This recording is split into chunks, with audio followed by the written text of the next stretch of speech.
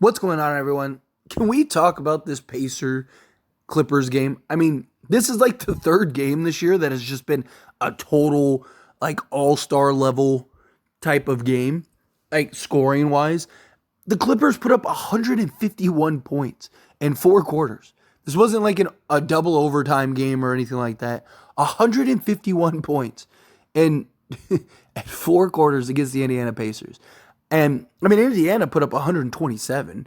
So, I mean, you're literally talking 278 points in a regular season game. I mean, just take the Pacers over every game.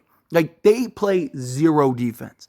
I mean, that's what this game was. I mean, this game was just like a shooting match.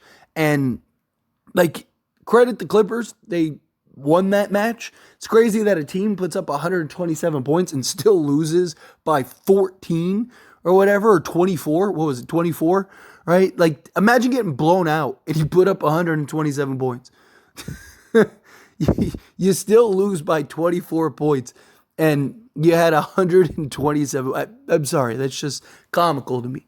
I mean, again, Pacers, they're a team they're all about scoring. But you look at the Clippers, right? Clippers have really turned it around. Clippers have really righted the ship, and they definitely deserve some credit. I mean, this was a roller coaster as far as like scoring outputs go. Game was close to start, and then that second quarter, the Clippers just kind of pulled away, ended up being up, I believe, like 13 at halftime, something like that, and then just kept applying the pressure. Going into the half, it was like, oh, okay, well, now we're down by 20. And it's like, okay, well, we ended up losing the game by 24. And again, like I said, for a team that put up 127 points, you still got blown out. Not every day that you see something like that. But a couple things. One, the Clippers are a team that is on the rise. And the Pacers are a team that is just sinking right now. And they are sinking fast, which is very surprising because they were a team that was literally in the in-season tournament championship, and they lost to the Lakers, and they can't win since. They beat the Detroit Pistons, but everyone's beaten the Detroit Pistons. You're talking about a team that's only won 2 games and on a 24-game losing streak, and then outside of that, they've lost every other game. Literally, they've won 1 game since the in-season tournament. And the Indiana Pacers now are currently sitting in the 8th seed. Luckily, there's a lot of teams in the Eastern Conference that are a lot worse, right? Like, so luckily they're in good shape in that regard. But let's start with the Clippers, and then we'll dive to the Pacers. Let's do one at a time here. Keep it simple. Keep it focused, right? So the Clippers went from trading James Harden and looking absolutely abysmal, right? I mean, it looked like that was the worst decision the Clippers have ever made. They go on a 6-game losing streak. James Harden ends up hitting some ridiculous miracle and one to finally give them their first win. And even that, like, shot and foul was rather questionable, right? There was a lot of, like, kind of controversy around that. But nonetheless, it happened. And they win. And then they win another one. And it's like, oh, man. But again, heroics. They didn't look good. They squeezed it out. And it's like, all right, Clippers they're not a very good team. But they've little by little really started to put the pedal to the metal here. And they're starting to look like a real team. They're getting it done much better on both sides of the basketball. Their defense is what's been much more impressive. I mean, look, this is a team that offensively, I mean, they should be one of the top teams in the league offensively, given that you have James Harden, Kawhi Leonard, Kevin Durant, or Paul George, and you have like several other guys on your bench and on your team, and Norman Powell and stuff that can just go get buckets for you, right? So this is a team that absolutely should be able to put the ball in the hoop and provide enough of a scoring punch to win many games. The real question was, can they defend? Can they stop anybody? And they have given up a lot of points recently, right? They gave up 122 to the Knicks, which, again, it's crazy that they're putting up 120 plus or giving up 120 plus and still winning by 20 plus points. They beat the Knicks 144 to 122 and then beat the Pacers 151 to 127. It's just crazy. I mean, the Clippers have scored 295 points in the last 2 games. That's crazy. It's like genuinely crazy. But you look at the game like against the Warriors, they held them to 113. Okay, that's good. That's less than league average. Kings hold them to 99. Huge, right? Sacramento is a team that can get going offensively.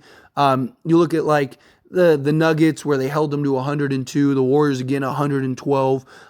You had another previous Kings game where you held them to 117, which may sound like a lot to some, but to the Sacramento Kings, a team that last year was averaging 121 a game, they've been better, right? They've been getting it done. They've been closing down the stretch in the tight games. They've been basically blowing many of the teams out. Almost all of their wins have been in a rather dominant fashion, at least lately, right? So if they can continue to right the ship, there's still question marks, still concerns about the Clippers, especially once you get to the playoffs, right? How will they look on both sides of the basketball? How will James Harden look? Where he's the guy that's notorious, just faded out in the playoffs. Playoff P, Paul George, he's had moments where he's just completely phased out in the playoffs. There are definitely question marks. But this is a team, look, when the trade happened, and even when the trade was announced, I made videos talking about it. Still not super sold on the Clippers, and I'll explain why here in a second. But I talked about how, hey, look, if they figure it out, you're talking a contending team. You're talking a team that could be terrifying, right? That's just what the reality is. The reason I don't believe in them is because every year is the Clippers' year for the last 12 years. Every year they have one of the best rosters, one of the best teams, and something happens or they just choke or whatever, up 3-1 on numerous occasions over the last 12 years. And every single time, dating back to the Lob City Clippers, every single time they find a way to lose. And it's just one of those things, I can't believe in you until you win. It's just like any other team, right? Like the Celtics, I feel the same way about the Celtics. The Celtics look far and away like the best team in the league. But every year they look like the best team in the league. Every year they're in the conference finals. And every year they find a way to blow it. Right? So, but if the Clippers figure it out, they'll be terrifying. They definitely, no one would be shocked if they win an NBA championship. They have literally 4 Hall of Famers. 4 guys that, would be starting on most teams, right? Russell Westbrook, maybe the right situation, but, he's a guy that definitely could make an impact on several teams in the league. And you're talking about, 3 or 2 guys that have been MVP, and then Kawhi Leonard, who, this dude, finals MVP, all that stuff, right? So the Clippers have the potential, but the Pacers, let's dive into them. So they're currently sitting at 13-12. They are on a 4-game losing streak. Like I said, they've had 5 games since the end of the in-season tournament in which they lost to the Lakers, and they've won 1 game against the Detroit Pistons. 1. It's not good. That doesn't bode well. So they literally are, they've lost 5 out of their last 6 games if you count that final in-season tournament game. I know that doesn't count towards the standings, but it's still a game that they played in which they lost. So, which I think is interesting because the Lakers have struggled also since the in-season tournament. So I wonder if there's some correlation, right? You see this all the time with teams that win a championship. And I understand it's not the Larry O'Brien NBA Finals trophy, but it's still a championship. These 2 teams still had to have the mental toughness, had to go through the grind, had to play the games, had to, have that mindset of we're going to go win this type thing. And it drains you. And you see that even look at Denver this year. Denver hasn't looked as great as they have, especially compared to last year. They've had moments where they are clearly Denver, and I don't really have concerns about Denver come playoff times, but there's been a little bit of that championship hangover. And it just seems to happen in all sports, right? So And it usually takes them a little while to kind of get out of that funk, get out of it. And teams usually play you a little harder because you just won and stuff. So I wonder if there is. I'm not saying that there is, but it's just an interesting point that I think is worth at least briefly mentioning. But regardless, look, Pacers are the 8th seed. They are only a game and a half out of the 5th seed. And the problem is they're only 2.5 games out of missing the playoffs entirely. Pacers did this last year. Pacers looked really good last year. They looked like a team that was, oh, hey, maybe they're gonna make the playoffs. Maybe they mean business this year. And then they just kind of came back crashing down to reality. And all of a sudden you look and they out the playoffs.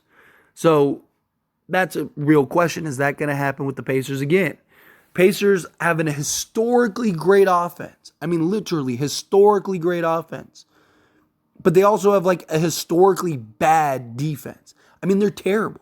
Their sole way of winning is just to outscore you. If they can't outscore you, they're not going to beat you.